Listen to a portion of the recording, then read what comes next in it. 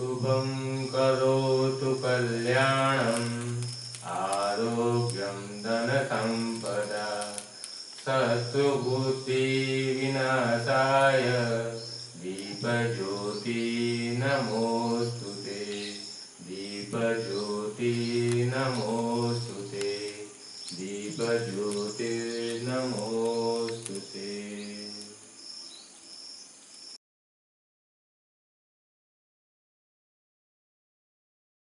को ओम जय भगवान। सीधे टटार बैठेंगे। 3 बार ओम का उच्चारण कर वैदिक मंत्रों से प्रार्थना करेंगे। दीर्घ ओम का उच्चारण करेंगे।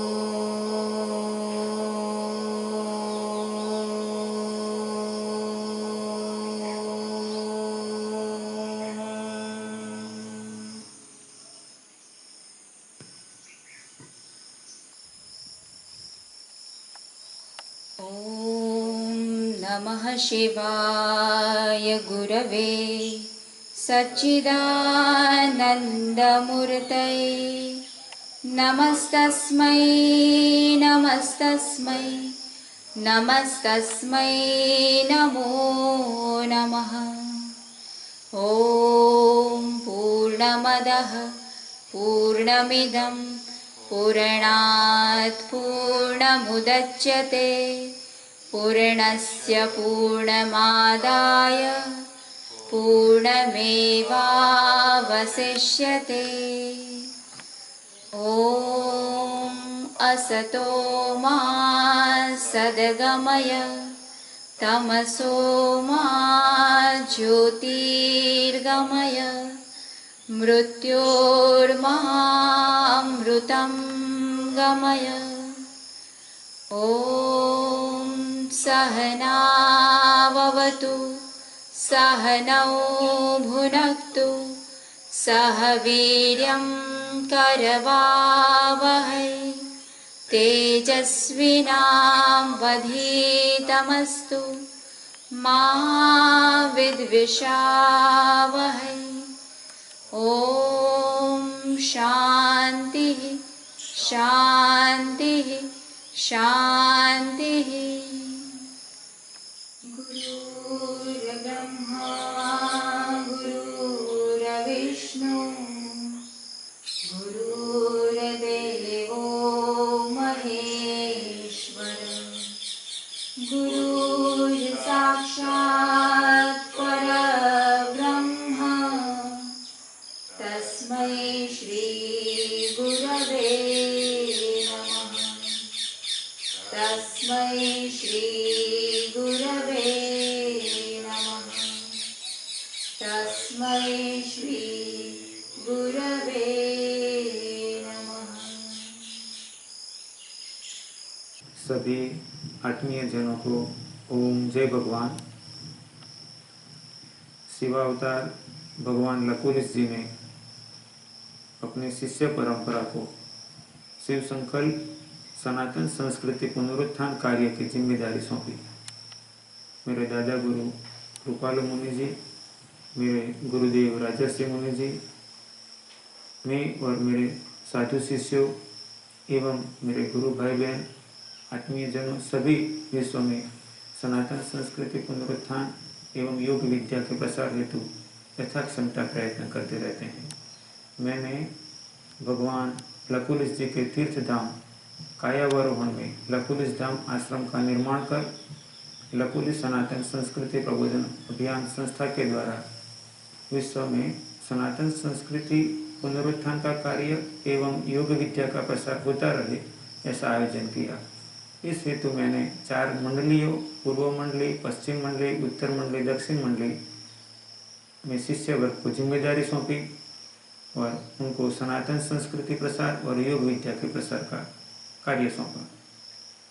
वर्तमान काल में कोरोना संक्रमण की स्थिति में मेरे साधु शिष्य भी आश्रम में हैं और आप में से ज़्यादातर व्यक्ति भी अपने घर परिवारों में रहते होंगे और बाहर की यात्रा सीमित करते होंगे। मेरे कई शिष्यों ने और आत्मीयजनों ने कई बार मुझे कहा कि गुरुजी ऑनलाइन योग प्रशिक्षण का क्लास शुरू किया जाए तो हम घर पे बैठकर योगाभ्यास कर सकें।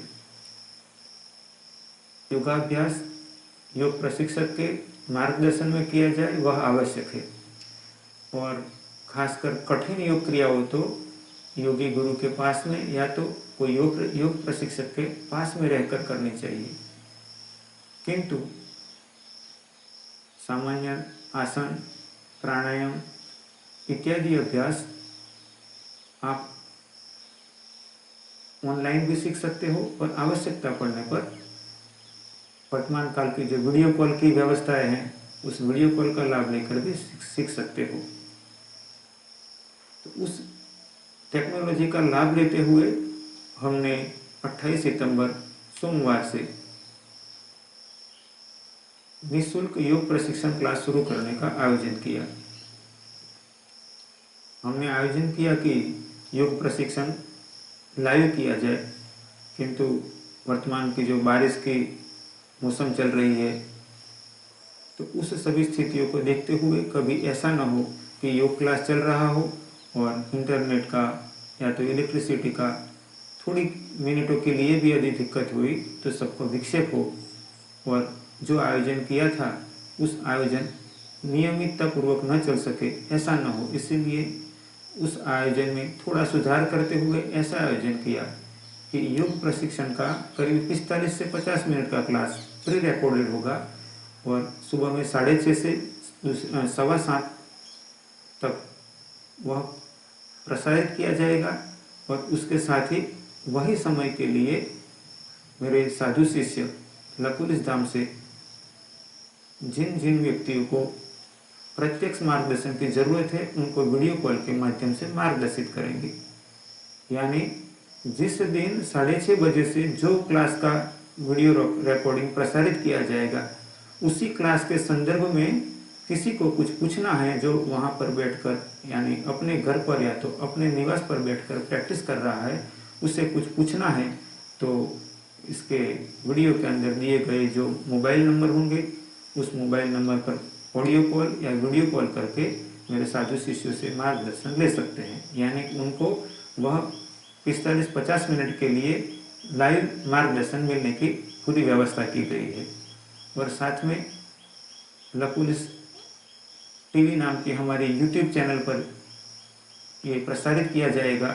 इसके कारण आपको वह भी लाभ मिलेगा कि यदि मान लो आपने एक बार 6:30 से 7:15 7:30 तक प्रैक्टिस की, फिर दोबारा उसको देखना चाहते हैं तो आप अनुकूल समय पर भी उसे देख सकते हैं।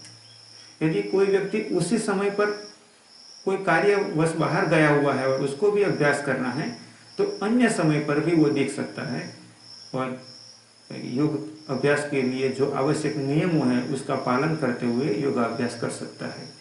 मर्यादाएं इतनी हैं कि जब सुबह में 6:30 से 7:15 का जो क्लास का टाइम होगा तब जो क्लास चल रहा है उसका प्रसारण हो रहा हो या तो उसका जो रिकॉर्डेड वीडियो रखा गया है वो रखा गया होगा, उसी वक्त यदि आपको मार्गदर्शन चाहिए तो आप साधु शिष्य को वीडियो कॉल करके या ऑडियो कॉल करके पूछ सकते हैं।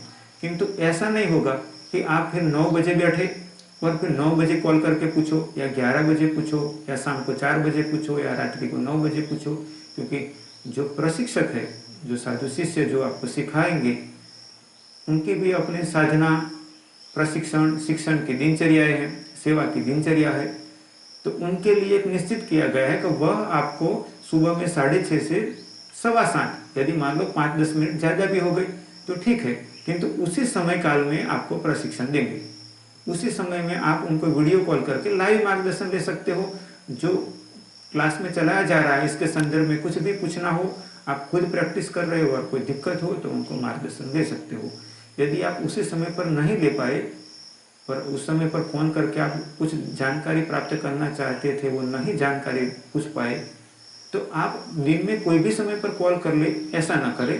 किंतु दूसरे दिन पुनः जब 6:30 से 7:15 का क्लास चल रहा हो उसी वक्त में कॉल करें। इस कारण जो साधु शिष्य यहाँ से आपको मार्गदर्शित करेंगे, लाइव आपको सिखाया जाएगा, उनको भी अनुशासन पूर्वक उनके दिनचर्या में विक्षेप नहीं होगा और आपको भी वह निश्चित टाइम पे प्रतिदिन मार्गदर्शन मिलता रहेगा। हम सब मिलकर प्रयत्न करें कि भगवान लकुलिश जी ने योग विद्या का प्रसार के लिए जो हम सबको मार्गदर्शित किया है उसका हम निःशुल्क प्रसार करते आप तक वह विद्या पहुँचाए। आप भी प्रयत्न करें कि योग के द्वारा शरीर स्वस्थ रहे, मन स्वस्थ रहे और हमारी आध्यात्मिक उन्नति भी होती रहे, उसके लिए उसका उत्तम लाभ लें। और साथ में आपके अनेकों परिचितों को भी आप इस बारे में बताएं कि इस प्रकार लकुलिश टीवी पर लकुलिश टीवी यूट्यूब चैनल पर लकुलिश धाम से निःशुल्क योग प्रशिक्षण दिया जा रहा है। इसके बारे में कुछ पूछना हो तो भी आप सुबह में 6:30 से 7:15 तक पूछ सकते हैं, ऑडियो कॉल करके, वीडियो कॉल करके। तो आप लाभ लीजिए। छोटे बच्चे, युवा, बड़े, बुजुर्ग सभी के लिए व्यवस्थाएं हैं, महिलाएं, पुरुष सभी के लिए व्यवस्थाएं हैं। और प्रयत्न कीजिए कि इस कार्य में ज़्यादा से ज़्यादा लोग जुड़े।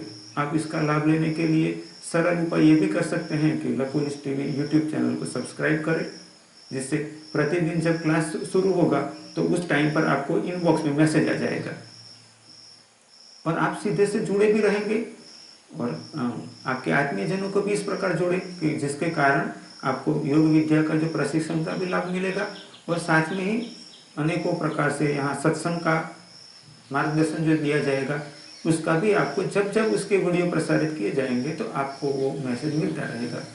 इस सभी का प्रयत्न हमारा ऐसा है कि हम सभी मिलकर सनातन संस्कृति प्रसार करने के लिए जो वर्तमान काल में टेक्नोलॉजी है उसका उपयोग करें। जैसे कोई किताब पब्लिश करते हैं तो किताब पब्लिश करने का भी कारण ये है कि वह विद्या ज़्यादा लोगों तक पहुँचे। ऐसे ही एक ऑनलाइन या तो वीडियो के द्वारा या तो व्हाट्सएप कॉल के द्वारा जो प्रशिक्षण का आयोजन किया गया है, ये सभी का भी प्रयत्न ये है कि ज़्यादा लोगों तक ये विद्या का प्रसार किया जाए। हम सब मिलकर प्रयत्न करें कि योग विद्या का ज़्यादा से ज़्यादा लोग लाभ ले, स्वस्थ रहे और दूसरों को स्वस्थ रखने में सहयोगी बने। ओम जय भगवान। ओम।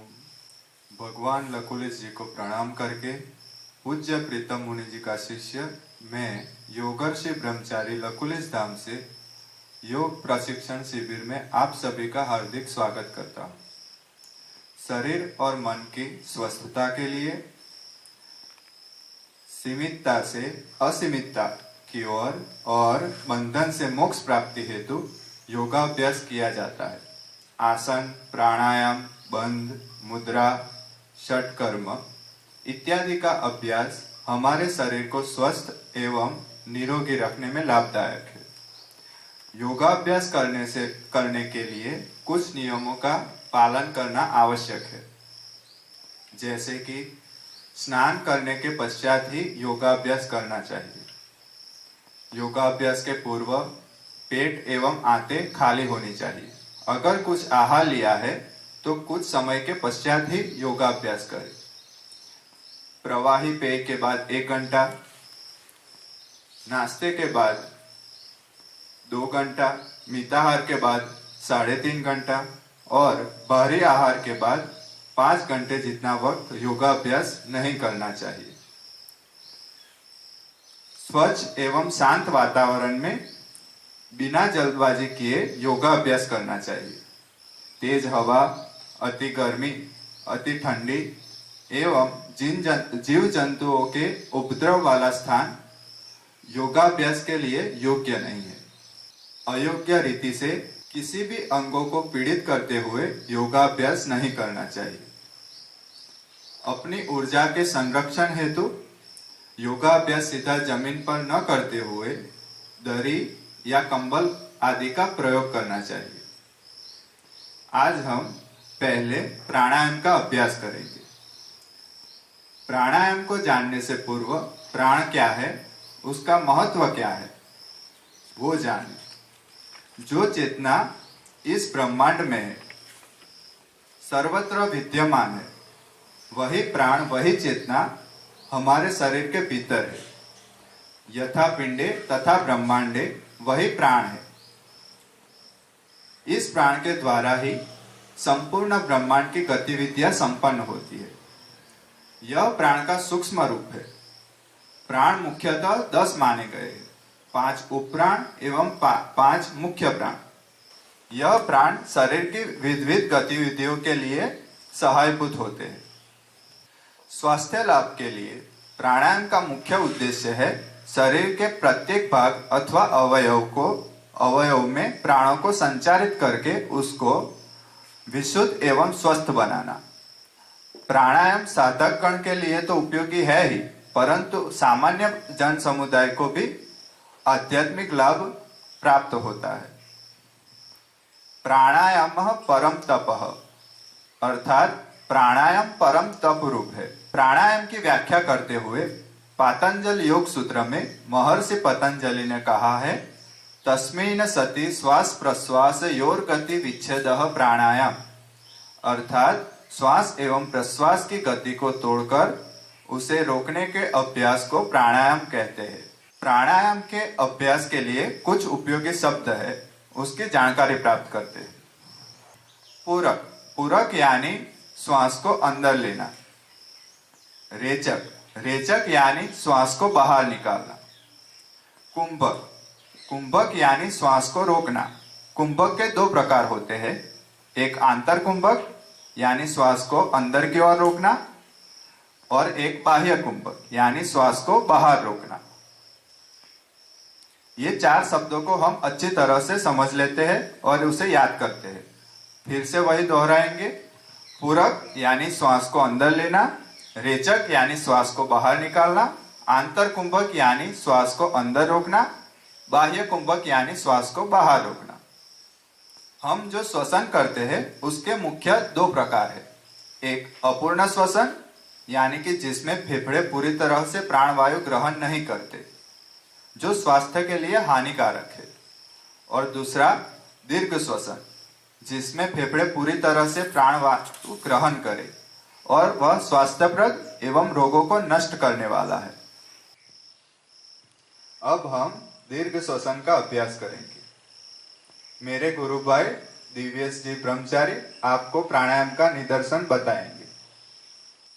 दीर्घ श्वसन के लिए सर, ग्रीवा और काया सीधी रहे, ऐसे सीधे कटार बैठेंगे। आंखें बंद करेंगे, मन शांत हो, प्रसन्न हो, चेहरा सीधा हो, मस्तक झुका हुआ ना हो। सहज श्वसन करेंगे। सामान्य श्वसन, श्वास हमारा अपने आप आ रहा है, बाहर निकल रहा है। दीर्घ श्वसन के लिए अभ्यास के लिए जब हम श्वास लेते हैं तो धीरे धीरे और गहरा श्वास लेंगे, जिससे हमारे फेफड़े पूरे भर जाए। जब तक पूरे फेफड़े नहीं भर जाते तब तक श्वास लेंगे। अब धीरे धीरे सहजता से श्वास को बाहर निकालेंगे।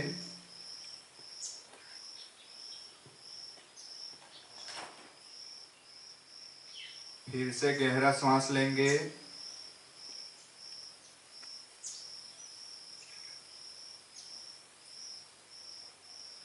धीरे धीरे श्वास को बाहर निकाले।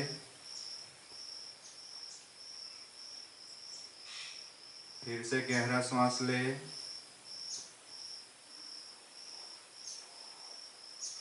जल्दबाजी ना करे, श्वास बाहर निकाले।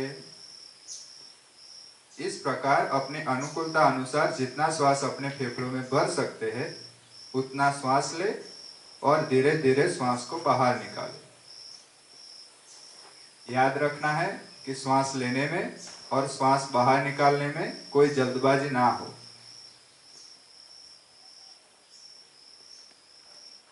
दीर्घ श्वसन में फेफड़े उत्तम रीति से प्राणवायु ग्रहण करते हैं, जिसके फलस्वरूप पूरे शरीर में रक्त शुद्धि पर्याप्त मात्रा में होती है। हमारा चेतातंत्र सतेज बनता है, वक्ष का विकास होता है, जीवनी शक्ति यानी रोग प्रतिकारक शक्ति बढ़ती है, हृदय की मांसपेशियां सशक्त बनने से हृदय संबंधित बीमारियों में लाभ होता है, रक्त की अल्पता दूर होती है।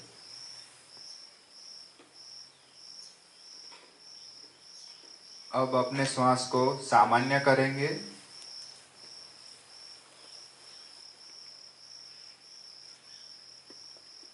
सामान्य श्वसन,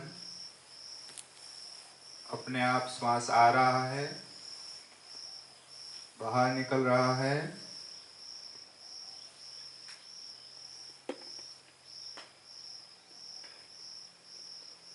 अब हम ओम श्वसन का अभ्यास करेंगे। सर, ग्रीवा और काया यदि झुक गई हो तो पुनः सीधे टटार बैठ जाए, आंखें बंद कर ले और अपने इष्ट देव का ध्यान करें। दोनों हाथ को अपनी गोद में ध्यान मुद्रा में रखेंगे। ध्यान मुद्रा के लिए एक हाथ की हथेली पर दूसरे हाथ की हथेली रखें। अब दोनों नासिकाओं के माध्यम से दीर्घ पूरक करेंगे, यानी कि लंबी और गहरी सांस लीजिए। अब रेचक करते हुए यानी कि श्वास को बाहर निकालते हुए मुख से ओम का उच्चारण करेंगे।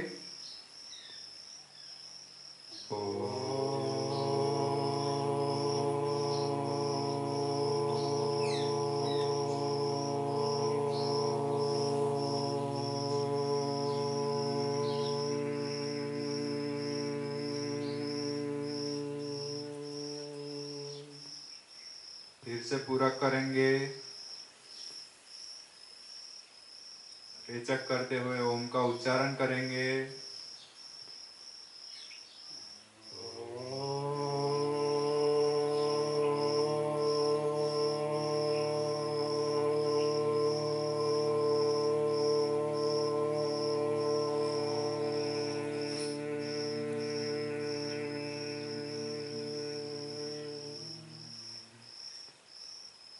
फिर से पूरक करेंगे।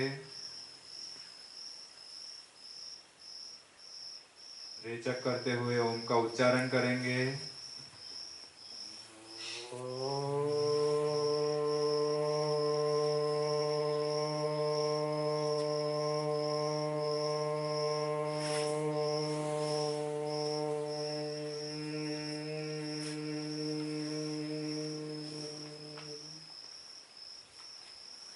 यह आवृत्ति हमें अनुकूलता अनुसार दोहरानी है। इसमें ध्यान रखें कि जितना दीर्घ पूरक किया है उतना ही श्वास को धीरे धीरे बाहर निकालते हुए ओम का उच्चारण करें। ओम श्वसन में ध्यान रखें कि जितना दीर्घ पूरक किया है उतना ही श्वास को धीरे धीरे बाहर निकालते हुए ओम का उच्चारण करें। ओम श्वसन उच्च स्वर से ज्यादा दीर्घ उत्तम माना गया है। ओम श्वसन सगर्भ प्राणायाम का प्रकार है। ओम श्वसन का अगर नियमित रूप से अभ्यास किया जाए तो स्वर तंत्र के ऊपर उसका लाभदायक प्रभाव पड़ता है। हमारी कमर सुदृढ़ बनती है, आध्यात्मिक उन्नति होती है। हमें प्रतिदिन ओम श्वसन और दीर्घ श्वसन का अभ्यास करना चाहिए। ओम। सभी आत्मीय जनों को ओम जय भगवान। मैं सत्यम परित्यागी आप सभी को सूक्ष्म क्रिया और योगासन के बारे में बताऊंगा। मेरे गुरु भाई समर्थ ब्रह्मचारी सूक्ष्म क्रिया और योगासन का निदर्शन करेंगे।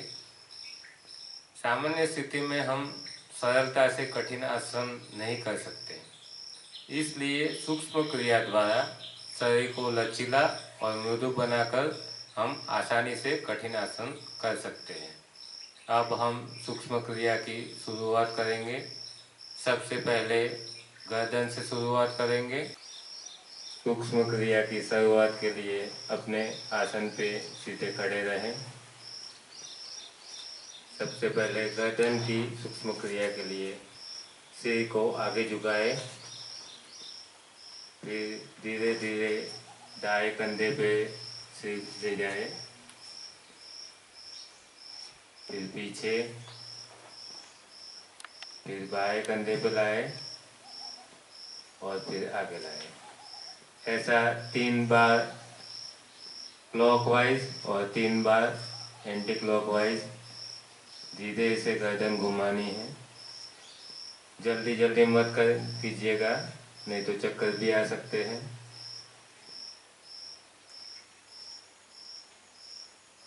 बहुत अच्छा, एकदम आराम से 3 बार क्लॉकवाइज हो जाने के बाद 3 बार एंटी क्लॉकवाइज।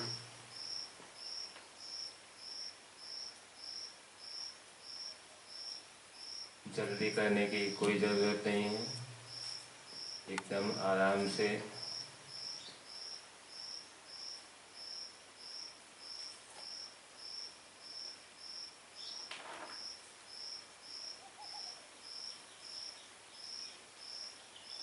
तीन बार हो जाने के बाद गर्दन से सर सीधा कीजिए, आंखें खोलिए। अपने दोनों हाथों को आगे की तरफ कीजिए। हाथों की उंगलियों को 3 बार बंद कीजिए, 3 बार खोलिए।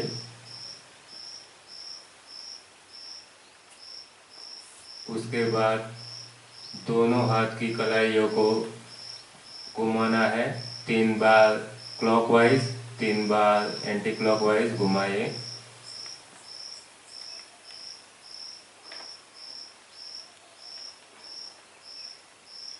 अब हाथों को कोहनी से मोड़ के उंगलियों से कंधे को छूना है, 3 बार आराम से छूइए, सीधा कीजिए, कंधे को छूइए, फिर सीधा कीजिए।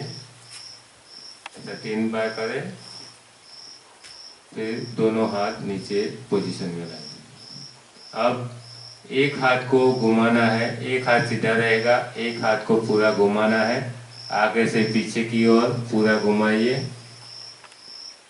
3 बार क्लॉकवाइज, 3 बार एंटी क्लॉकवाइज। एकदम आराम से सूक्ष्म क्रियाएं करनी है।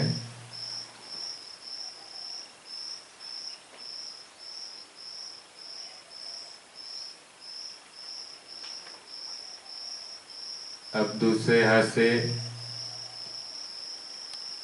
घुमाए, दूसरा हाथ घुमाए, 3 बार क्लॉकवाइज, 3 बार एंटी क्लॉकवाइज।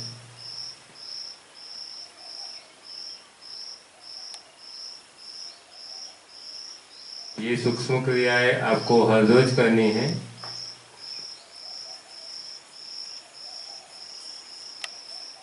अब कमर के लिए सूक्ष्म क्रिया करेंगे। दोनों पैरों को 1 फुट तक फैलाए,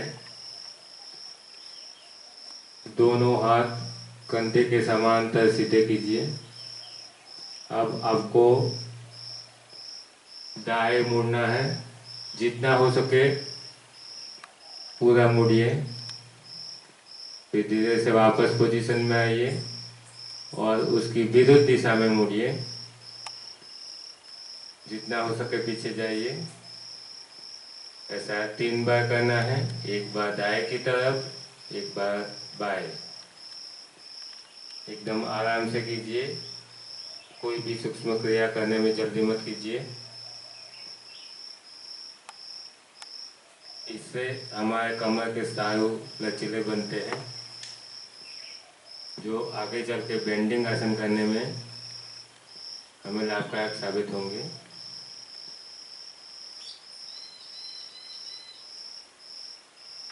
दोनों तरफ 3-3 बार हो जाने के बाद सीधे हो जाइए, पोजीशन में आइए।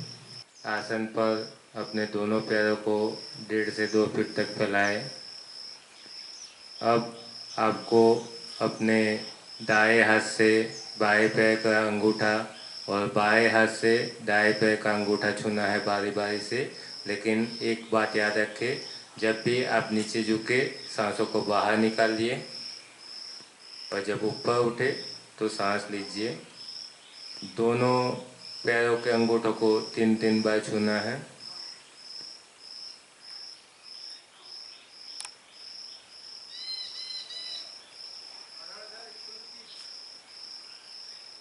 इस सूक्ष्म क्रिया से आपको आगे झुकने वाले जितने भी आसन होंगे वो करने में आसानी रहेगी।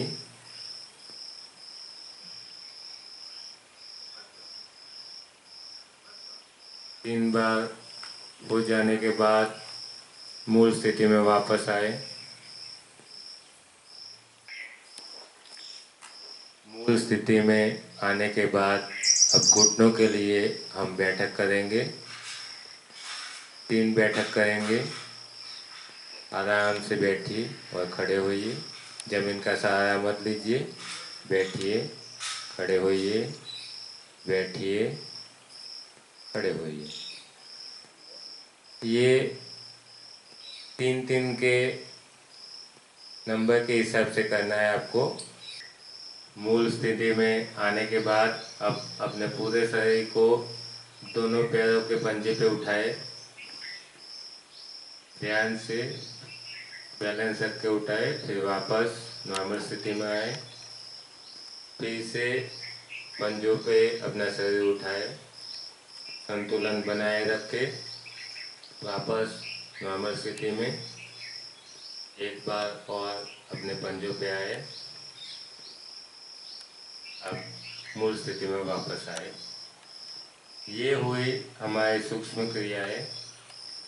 अब हम बारी बारी से आसन सीखेंगे। अपने आसन पे बैठ जाइए। सबसे पहले हम अर्ध पद्मासन सीखेंगे। आसन पर बैठकर दोनों पैर सीधे फैलाए। बाएं पैर की एड़ी को दाहिने नितंब के नीचे रखें।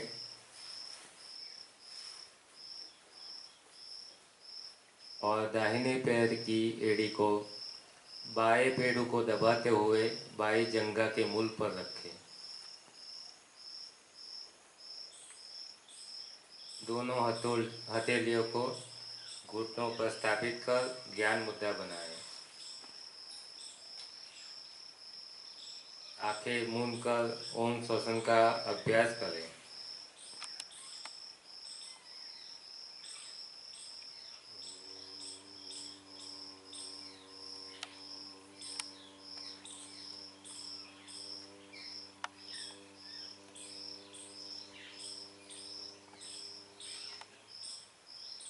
पैरों की स्थिति बदलकर 3 आवर्तन करें। आसन बांधते समय धड़, गर्दन, पीठ एक समान रेखा में सीधे रखें।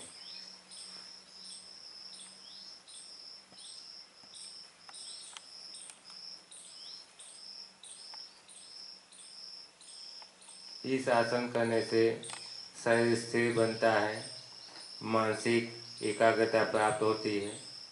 ध्यान, मंत्र, जप, साधना आदि में उपयोगी है।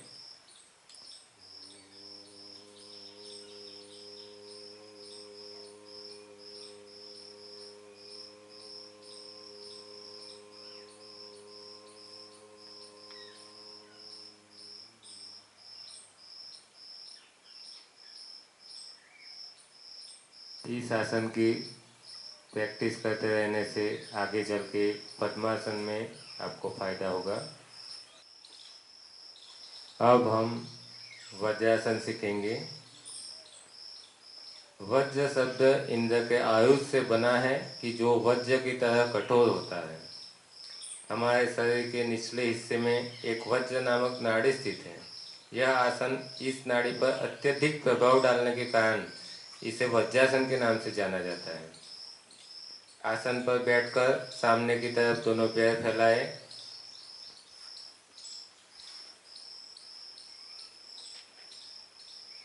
बाएं घुटने को मोड़कर इस प्रकार स्थापित करें जिससे बाई एड़ी बाएं नितंब के नीचे रहे और पंजा पीछे की तरफ खुला रहे। इसी प्रकार दाहिनी एड़ी को दाहिनी नितंब के नीचे रखें और पंजा पीछे की तरफ खुला रखें। पैर के दोनों अंगूठे एक दूसरे से सटे रहें। वज्रासन एक ऐसा आसन है जो खाने के बाद किया जा सकता है। वज्र नाड़ी पाचन शक्ति से संबंधित है, अतः यह आसन पाचन शक्ति को बढ़ाता है। पैर के जोड़ मजबूत व मृदु बनते हैं। पैरों की थकान दूर होती है। गैस संबंधित विकारों में राहत मिलती है। कमर सुदृढ़ बनती है। इस आसन का प्रैक्टिस करने से शरीर वज्र जैसा बनता है।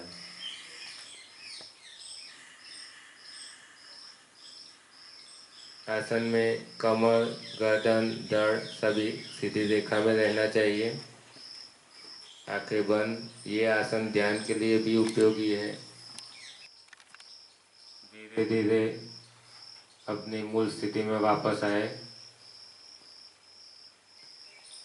अब हम आगे का आसन करेंगे, ताड़ासन। इसके लिए आप अपने आसन पे खड़े हो जाइए। दोनों पैरों के बीच करीब आधे फीट का अंतर रखें। हाथों को शरीर के पास रखें। पूरक करते हुए दोनों पंजों पर संतुलन बनाते हुए दोनों हाथों को सीधा ऊपर मस्तक की तरफ खींचें। हाथों की उंगलियों को खोल के पत्ते की भांति फैलाएं। अंतर कुंभक में इस स्थिति पर यथाक्षमता बने रहे। दृष्टि को समांतर रखें। रेचक करते हुए पंजों को व हाथों को मूल स्थिति में वापस लाएं। यही आवृत्ति हम 3 बार करेंगे। दूसरी बार पूरक करते हुए पंजों पे संतुलन बनाते हुए हाथों को ऊपर कीजिए। अंगुलियों को पत्ते की तरफ फैलाए। अंतर कुंभक में यथाक्षमता बने रहे। रेचक करते हुए पंजों व हाथों को मूल स्थिति में वापस लाए। फिर से एक बार। ये आसन करने से मानसिक संतुलन बनाने में सहायभूत है। एकाग्रता बढ़ती है। शरीरस्थ नाड़ी तंत्र व स्नायु मंडल को आराम मिलता है। कद लंबा करता है। मेरुदंड संबंधी रोग में फायदा पहुंचाता है। अब इसी तरह का एक और आसन करेंगे जिसका नाम है अर्धचंद्रासन। अर्धचंद्रमा की भांति यह आसन अर्धचंद्रासन कहलाता है। आसन पर सीधे खड़े रहे। दोनों पैरों के पंजे को मिलाए। हाथ जंघा से चिपके रहे। पूरक करते हुए बायां हाथ सीधा आकाश की दिशा में उठाए। भुजा कान से लगी रहे। रेचक करते हुए दाहिनी तरफ कमर से झुके। बायां हाथ भी शरीर के साथ झुकेगा किंतु कोहनी सीधी रहेगी। पूरक करते हुए पुनः मूल स्थिति में आए। हाथ की स्थिति बदलकर पुनः आवृत्ति दोहराए। इस आसन से शरीर लचीला बनता है। यकृत संबंधित बीमारियां दूर होती है। वक्ष के स्नायु मजबूत बनते हैं। अस्थमा, दमा, टीबी जैसे व्याधियों में यह आसन उपयोगी है। कमर की अतिरिक्त चर्बी दूर होती है।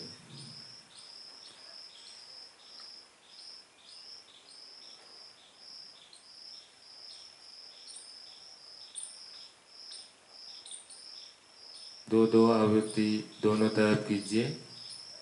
अब दाएं हाथ से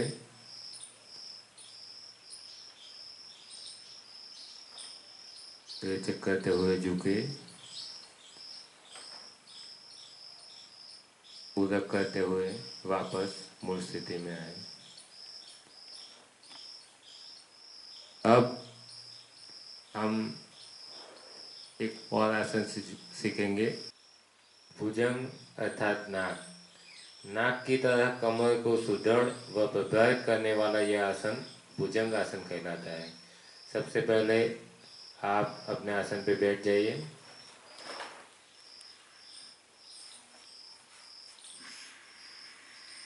अब आसन पे पेट के बल लेटे,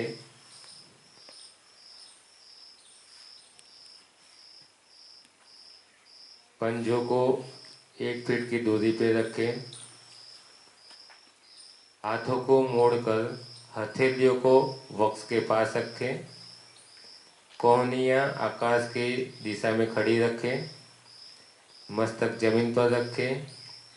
पूरक करते हुए मस्तक, कंधे, वक्ष एवं कटिभाग तक ऊपर उठाएं। यथा क्षमता गर्दन को पीछे झुकाए।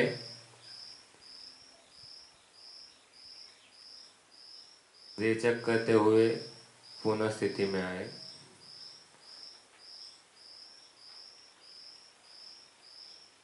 फिर से यही आसन करेंगे। पूरक करते हुए कंधा, गर्दन, मस्तक एवं कटिभाग ऊपर उठाए। गर्दन को पीछे झुकाए। इस आसन से कंधा, वक्षस्थल एवं उदर के स्नायुओं का विकास होता है। हाथ मजबूत बनते हैं। पैरों से संबंधित बीमारियां दूर होती है। मेरुदंड लचीला बनता है। एक बार और पूरक करते हुए ऊपर उठे। अंतर कुंभक में यथा क्षमता टिके रहे। रेचक करते हुए मूल स्थिति में वापस आए। अपने आसन पे बैठ जाएंगे।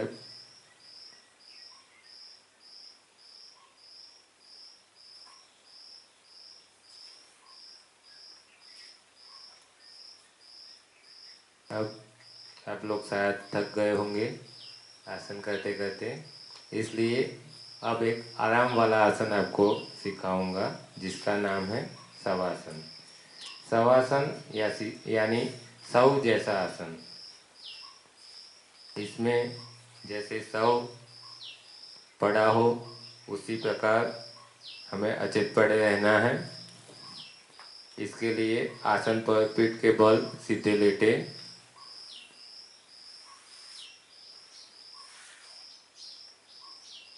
पंजों को एक दूसरे से दूर आधे फीट की दूरी पर रखें। पंजे बाहर व एड़ियाँ अंदर की तरफ रखें। हथेलियाँ शरीर से 6 इंच की दूरी पर आकाश की दिशा में रखें। कमर, पैर, हाथ, कंधा, गर्दन, मस्तक इत्यादि शरीर के सभी बाह्य अंग आरामदायी स्थिति में रखें। आँखों को हल्के से मूंदे, ललाट पर सिलवटें ना पड़ने दें। आँखों की पुतलियों को स्थिर रखें। सामान्य श्वास प्रश्वास के साथ आराम की स्थिति में लेटे। ध्यान रहे शवासन में पूर्णतः जागृत अवस्था में रहकर शरीर को आरामदायी स्थिति में रखना है।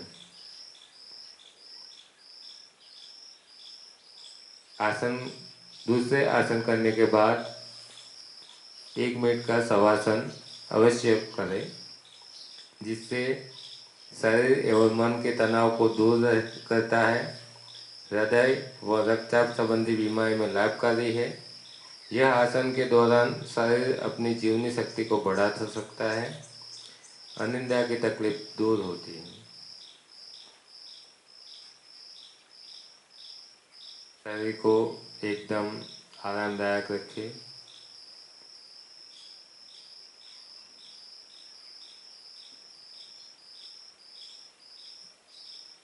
अब बाई करवट पे लेट जाए।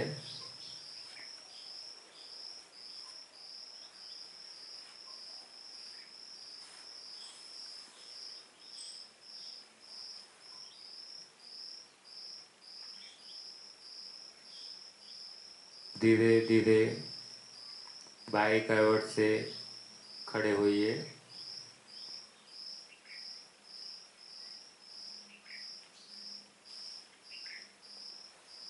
सुखासन में बैठ जाइए।